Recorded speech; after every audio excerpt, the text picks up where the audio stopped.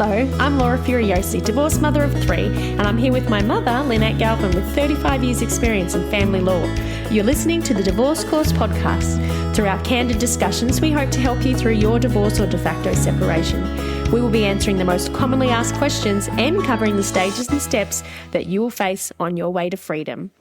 Are you divorcing a narcissist, or are you divorcing someone who has narcissistic traits? One of the most popular episodes we ever did was with a wonderful lady called Madafferi, and she is from Grey Rock Consulting, and she has amazing ideas, tips, and support for people going through a divorce with a narcissist, or even afterwards through the post-separation abuse. So whether you've got an ex with narcissistic traits, or whether you have an ex who is a narcissist, this episode is going to be perfect for you. So welcome, Mia. Thank you so much for coming. Thank you so much for having me. I'm so excited to be back.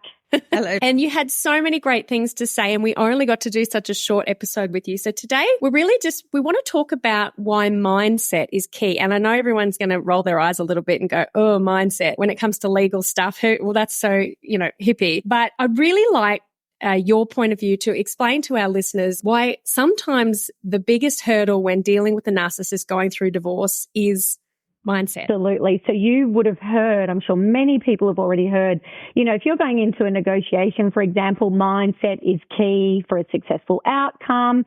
It absolutely applies in this context as well. Your mindset shapes, your perception. It shapes what actions you take. It affects the decisions you make. So, when you are leaving a narcissist or a high conflict personality, you've got the physical separation, but you also have to cultivate that mindset or the mindset separation to, empower you to get out of there, empower you to break the patterns and get your control back. So it's just so important. And do you find with the clients that you work with, and Mum, I can ask you as well, being a family lawyer of 35 years, do you find sometimes that even though you've left, these clients have left their exes, they still kind of seem to be stuck in the same struggle, the same power dynamic, even though they're not even living together anymore?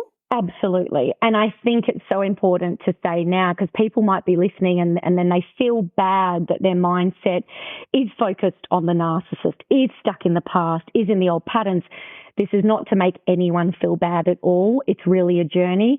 And, we are speaking of people who have come from years and years and years of control, manipulation, intimidating, gaslighting, the list goes on. So they're coming out of a situation where they believe they are the problem, where they believe what they have been convinced of.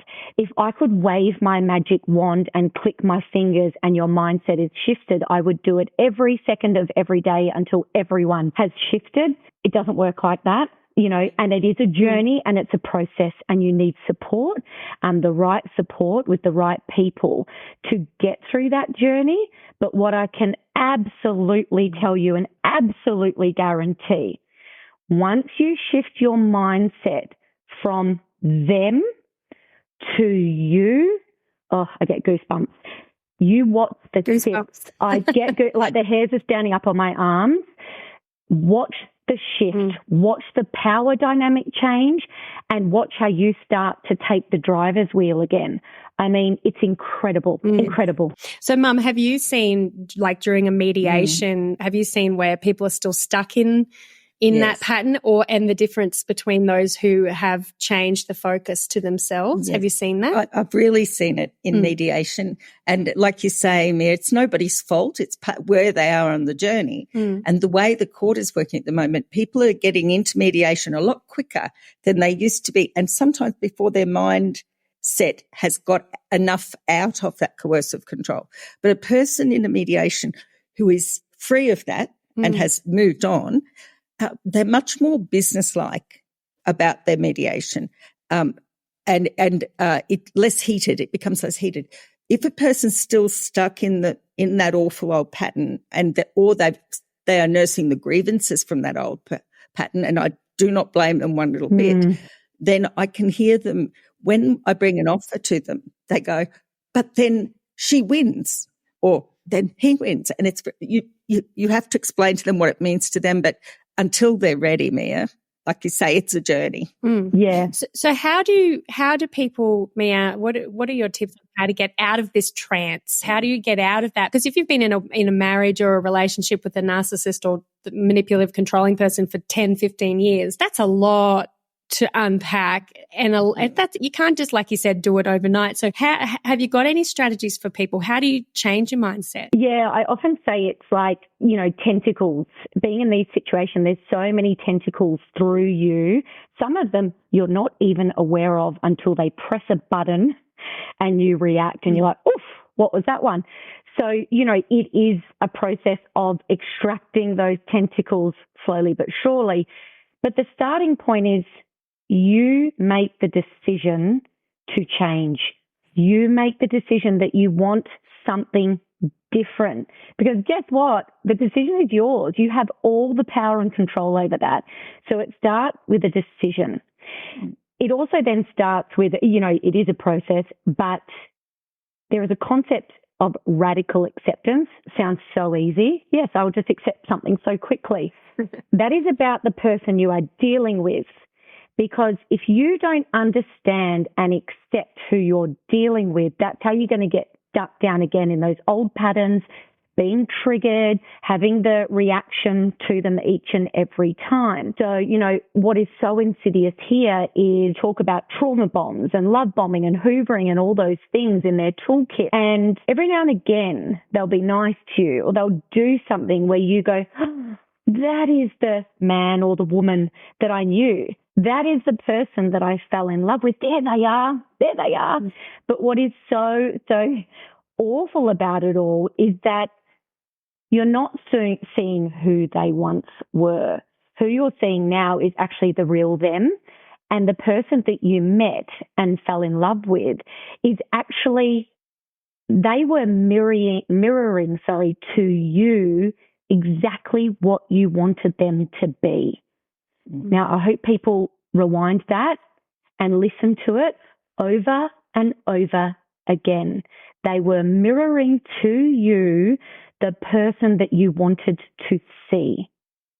I mean, let that land for a second, right? It's, and it's that cycle, I guess, like there you go, that, these people say, oh, these horrible things, they do all these horrible things. And then there's this glimpse of the sun and you go, oh, that's the person, or they say, that's the person I married. That's the real person. And they go, oh, yay. And then. So the glimpse of the sun is more often than not because they are angling for something, or they need something, or somebody is watching.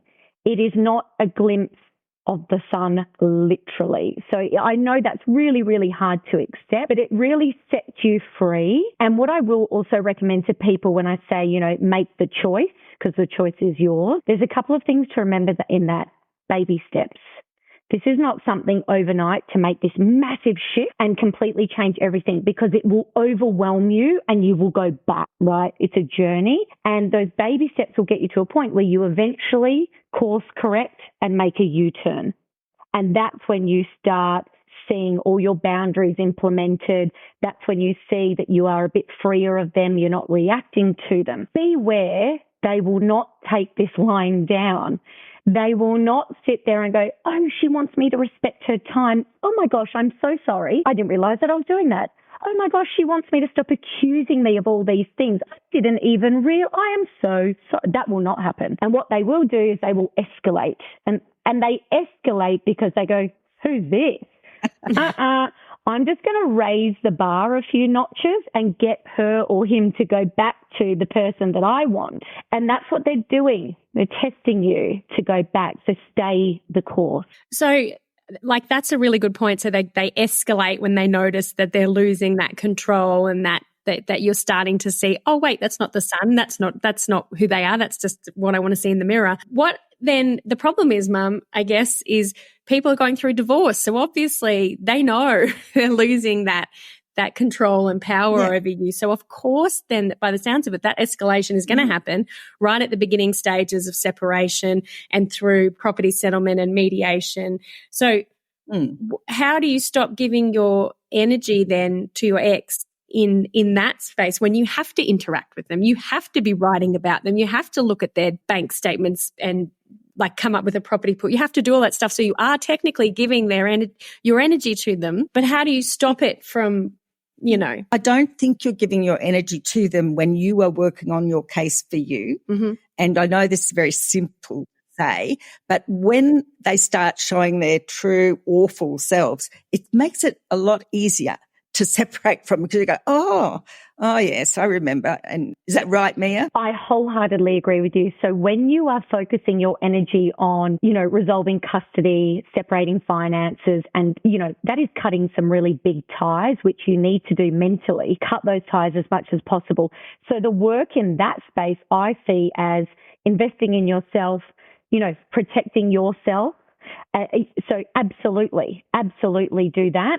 There are also things you can do in the other space, which is when you're getting 100 emails a day about all sorts of rubbish or text messages and one thing after the other.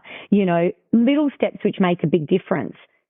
Set up an email rule, get them into another email box so you don't have to see them. You choose when you look at the emails. It sounds little, but by gosh, it makes a huge difference to your mindset, because then I'm looking at that inbox. There's going to be some awful stuff there. There's going to be things in there that are not true. I'm ready for it. Don't text with them. Don't have their name pop up on your phone every day. It's unnecessary. So stop all those sorts of things. And Mia, I always say, don't let them set the agenda. Never. If you're going to have a negotiation with a narcissist, anticipate what they're going to do. Either they're going to respond nastily, or they're going to come back trying to crawl, or they're not going to come back at all. And have your firm strategy. See, you're nodding. Yeah, you need to have control of your process. 100%. Absolutely. And do you know what, people, I was just going to say, this almost comes across, people don't like the word strategy, and I don't mean to sound calculated, but, the law operates looking at a reasonable person. We are well and truly out of that sphere here. You are not dealing with a reasonable person. So if I said to you, you're going into a business negotiation tomorrow for your work, would you just rock up and not be prepared, not have your best case, your worst case, what you're willing to concede, your strategy? Are you not going to put on the best first offer, convince them why it's good for them? Of course you are. So you've got to do that in this space too. It's a really different mindset. And then we've been talking a lot about post-separation abuse and continuing coercive control moving forward after separation, because it does come as a surprise to a lot of people. I have a feeling it's not going to come to a surprise to anyone who's been married to a narcissist, I guess. But there is this whole push of legal abuse that comes through. And I guess, like you said, that escalation of them losing power over you. So they're using everything that they can throw at you. And legal abuse is one of those things. And I hear you, what you're saying is, focus on you and get your power back. But how, when you are so afraid of not doing what they say, or, these listeners write in and they're just terrified of court. They're terrified of being dragged back there with 5 seconds over something that happened 2 years ago, or whatever it is, that legal abuse done by a narcissist. How do you keep your power in those moments, Mia? It's awful. And what Lynn said before is so important here. Anticipate. When you know the other side, when you know who you're dealing with, anticipate what's coming. It takes the blow away. You're like, knew this was going to happen, suspected this would happen. There are so many things that you can do. And I wish this didn't happen. But right now, the way our legal system works and the processes, it can happen. So once you know, once you anticipate, once you've done all your research, once you become an expert in documentation, document, objective documentation. I mean, let them take the low road, let them behave in all sorts of horrible ways. You take the high road every single time. You're not stooping to that level. Their behaviours can speak for themselves. And a magistrate or a judge might not see it right away. They see so many people every day in and out, and they just want you out of their list, because they're busy. This will all ultimately work in your favour if you take the right steps to protect yourself and you don't stoop to that level and you're objective. There's so many things that you can do. I also don't want to take away from the emotional side of it. I say all of this, but there's also a reality. Sucks. It sucks. because you know what they're doing. They lob things on you when you're busy with kids or you've got a big deadline. They know exactly what they're doing. It's awful. So have your network around you, have support, your psychological support, your legal support, all those things that can help you through this process. I know it's really, really tough, but you will get there. You'll get there. Mia, I remember a client who was quickly an ex-client who wanted me to serve divorce papers on his wife on her birthday, deliberately on her birthday, and if you're having a happy time and you can expect these things to come in. So they're going to do it. One of the things Mum has said in the past, anyone who's listening today, if and Mia's said, it's probably going to happen to you if you know it's going to happen. So expect it, be prepared, document. And on a lighter side, some way to take the power back because, you are expecting it. Mum calls it narcissistic bingo. So you can say, all right, one of the bingo cards could have serves divorce papers on my birthday, files a, affidavit that's full of lies, so you could kind of take a little bit of the power out of them by having a bit of a laugh and going, oh my gosh, this person is so ridiculous. It helps if one of our popular podcasts was the Narcissist playbook. Yes. And there's a lot of power in knowing they're just following a pattern. Yeah. I have so many clients say to me, how did you know they were going to say that? I'm like, because they're all the same. You're invited to our free webinar. Whether you're stuck at the beginning of deciding to divorce or you're struggling to find your way through the legal jargon and fear of the unknown of the legal process, we are here to empower you to take control. Join us to learn what steps you can take, followed by a live Q&A where you get Lynn, my amazing mum, and family law accredited specialist to answer your questions. All you have to do is go to www.thedivorcecourse.com.au and click on Reserve My Seat. We'll see you there. Hurry, spaces are limited, so don't miss out. Register today. I have so many clients say to me, how did you know they were going to say that? I'm like, because they're all the same. It is on a spectrum and the behaviours and patterns differ.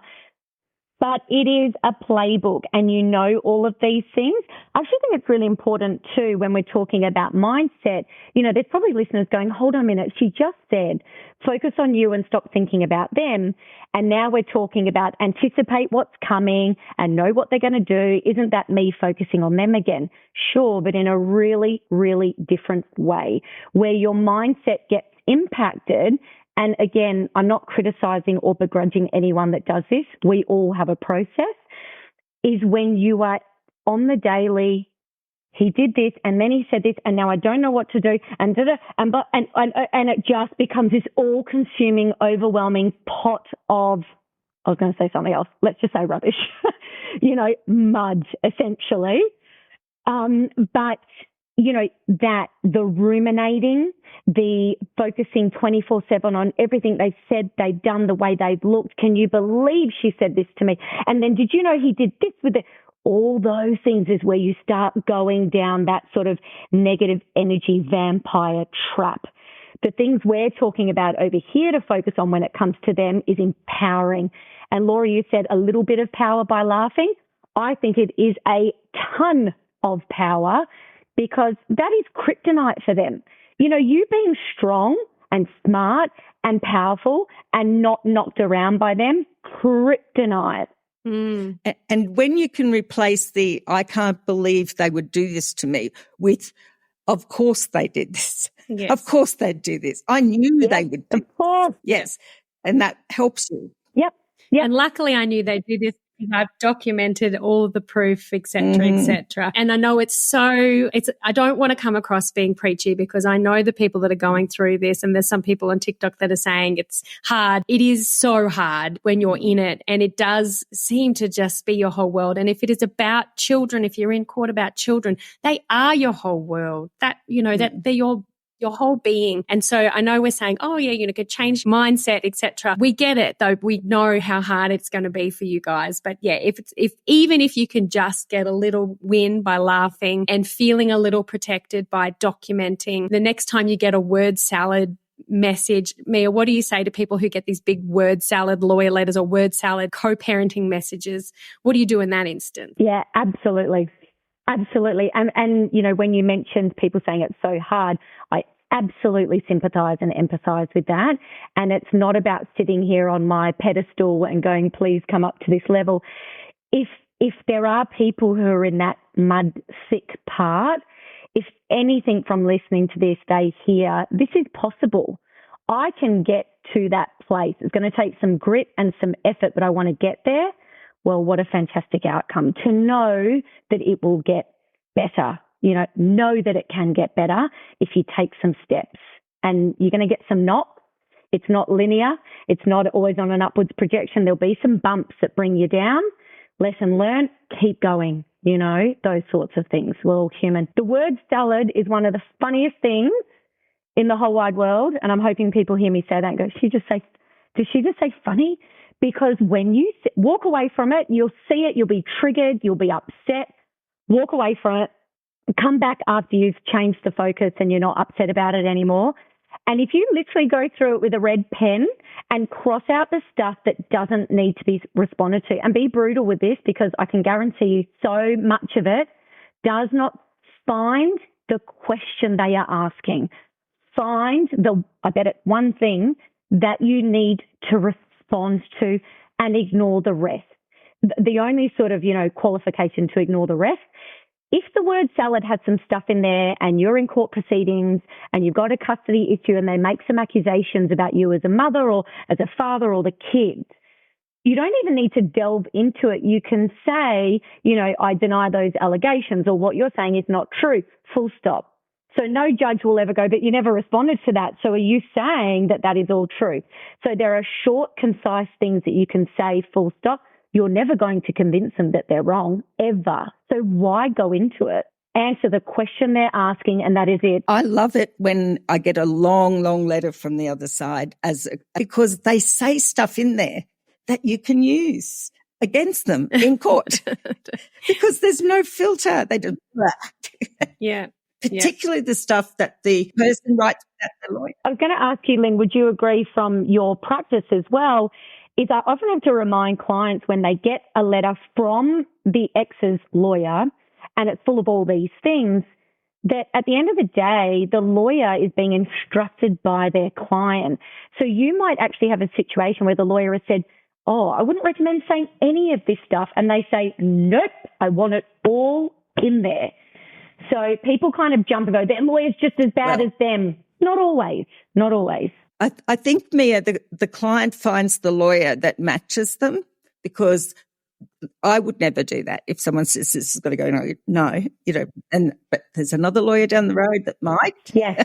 I think one of the things, Mia, I just want everyone who's listening to hear is that and I'm interested in your point of view on this, the number of times I can say to my client, the next thing, especially if they've repartnered, the next thing he's going to tell you, he never really loved you, or she never really loved you. And that's not true. That's a lie they tell themselves to justify the new relationship being the light of their lives. And so if you know that's coming, it can take some of the heat out of that. Absolutely. Look, more often not, the partner pre-exists you anyway. If they have a sense that you're done, well, they are very quickly looking for the next. Whilst, of course, telling family, friends, the next door neighbour, the dog across the road that, I'm so heartbroken. She was the love of my life. I can't believe this has happened. Meanwhile, they've already got someone lined up in the background. But yeah, absolutely. They tell whatever story suits them and makes them look good to others. And that is the simple reality. And what it means is you'll hear things that are very hurtful. I was wondering, a nice way to round off this episode, because, we've kind of given them some warnings. We've said, document, change your mindset, be prepared for all this sort of stuff. But I think some people who come out of narcissistic relationships or coercive controlling relationships aren't aware fully yet of what kind of patterns they've been in. until later they have another relationship where they're like, oh, I have to get permission, a week before I'm allowed to go anywhere. I better check with my new partner. And they're like, why are you asking permission? And then that's when people go, oh, wait, what? That's not a normal thing. So it does take some discovery for people to figure out, oh, that was a really bad pattern and that was a bad pattern. And all of these things that used to happen to me were bad, but they don't realize it till much later. Yeah. And so the ex can continue to use those patterns moving forward through the divorce process to continue to manipulate and control. So are there some typical, abuse patterns through narcissistic behavior that you could key in anybody who's listening today who is only just maybe freshly out of a relationship, who probably maybe hasn't even thought of some of these things as, a pattern of behavior that they're still in? Yeah, what they are experts in is finding all your soft points, your trigger points, what matters to you. They are experts in reading you, and then they know, the children, that's an obvious one every single time. Finances, comments about you, and you've got no friends and no one likes you and everyone thinks you're the worst, and they'll do all these sorts of things when they know it's going to upset you. And so the way you can shift that and the way that you can change that going forward is a bit of self-awareness, which doesn't mean it's your fault. It is about getting the support, whether it's a psychologist or a counselor, someone who understands this personality type. So you can start unpacking all these things, but also so you can get a toolbox of this is what's going to happen and this is how you can deal with it. I often say with relationships as well, people can absolutely make their own decisions. But when you've come out of something like this, it is so, so, so important to take a minute for yourself and to get good with yourself so that you don't end up in another relationship like that, so that you don't end up learning the hard way. Give yourself a minute. And I think, Mum, the process in the family court at the moment seems to be on fast forward with all these new changes. So what do you say to people who, you leave your partner and all of a sudden you've got this letter to go to mediation? So what have you been telling people recently? Well, we've got to be careful to follow the central practice direction, but don't go in the first week. Like I've heard of people, you don't have to go to mediation the first week. That's weird.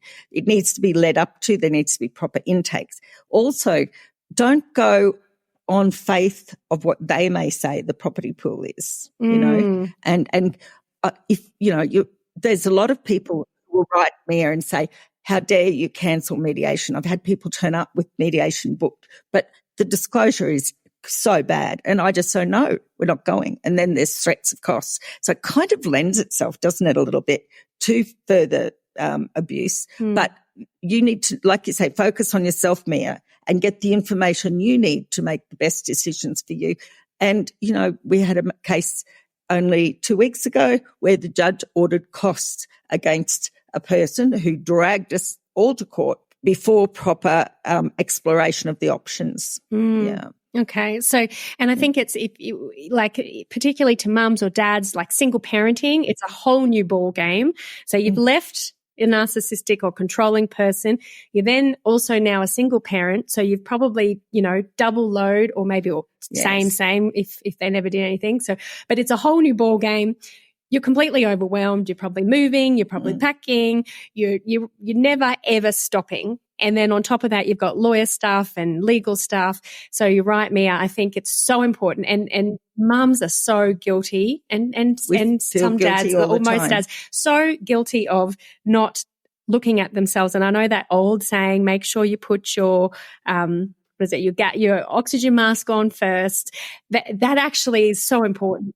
And I think when you go into autopilot, and a lot of people do, they become numb and they go into autopilot and they just want to survive and get through. Sometimes you got to stop and just go, whoa, I got to look to myself as well. Yeah. I'm not sure, Lynn, if you've seen this as well, but yeah, you come out of it and you're in the fog of all of it, and they're probably in your ear saying, we don't want to go through the court process, we don't want to do this, it's a waste of time and money, and da-da-da-da, and they put something in front of you which maybe looks not so bad, but you are in the thick of the fog once you first get out, and you haven't had a minute stop, think, get advice, and do all those things, and more often than not, what they're putting in front of serves them, even if it looks good. So take your time. Yeah. Good point. I think Mia. it's a very valuable lesson. And Mia, we love having you on. We're going to have you on again. We're going to be doing another episode with you in a couple of months or a couple of weeks. About like the nitty gritty of negotiating divorce and negotiating property settlement, etc., with a narcissist. And you've got some really great strategies up your sleeve because you're the only qualified person in Australia. So did you want to tell us a little bit about if anybody wants to find you or know how to work with you? Yeah, so I'm the first one in Australia. So I'm now a master high conflict negotiation coach, and I was certified by Rebecca Zung, which I'm confident most of your audience has heard of because she is amazing in this space. She's got something called a SLAY program, and it's a great name, but it's also a great acronym when you are negotiating with these personality types. So if that's you, make sure you reach out, and you can contact me through Instagram on Grey Rock Consulting, or you can jump on the website, which is www.greyrockconsulting.com.au. Wonderful. And thank you so much, Mia. We can't wait to do that episode with you. I want to hear what this sleigh method is. It's SLAY, isn't it? Not as in a Santa sleigh. No, SLAY. All right. Thank you. And do you have any, usually I ask Mum this, but I'll ask you, do you have any wise words, one last thing people can take away from today? If they just listen and take away one thing, what is it you want them to take away with them today? That they are more afraid of you than you are of them. Oh, that's brilliant. Wow. No one realises that. Boom. Because their very self is threatened, isn't it? Their very sense of self is threatened. If you wake up to them. Yep, you have threatened. What do they live for? It's all the external. They are externally driven, and you've seen them. They are more afraid of you than you are of them. And that is why they escalate. It's why the bullying increases. Holy moly, that gave me goosebumps. That's why they get worse. Because it's like, oh, no, you're not going to do this to me. You're not going to reveal to all my friends and my boss and who I truly am. No. So they escalate. They are more afraid of you than you are of them. Thank you so much, Mia. That was so powerful. I hope that everyone listening today feels a little bit better, and you know where to find Mia. We'll put her information in the show notes, and we are going to do another episode with you very soon. Thank you, Mia. Thank you so much, Mia. Bye, Laura. If you found this podcast helpful, we'd love it if you could rate, review, and subscribe. By doing so, you are spreading the word to help someone else just like you. Lynn would like to remind you that this podcast is general advice only, and you should always get legal advice in relation to your particular situation. And remember that the Australian laws may have changed since recording.